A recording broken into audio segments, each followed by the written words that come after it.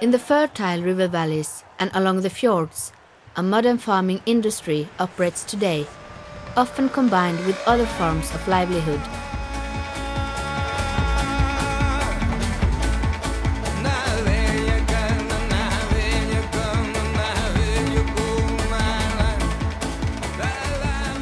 The Sámi agriculture have in a traditional way been practiced with a combination of several other livelihoods, for example fishing and handcrafts.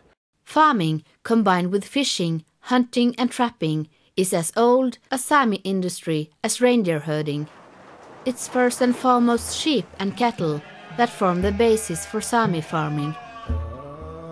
High demands for efficiency and profitability have caused many small farms to be closed down.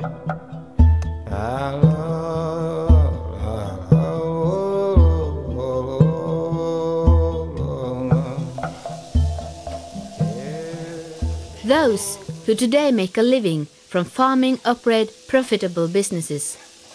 The industry is creating jobs, and farming in the area of the Sámi settlement is some of the most profitable in Norway.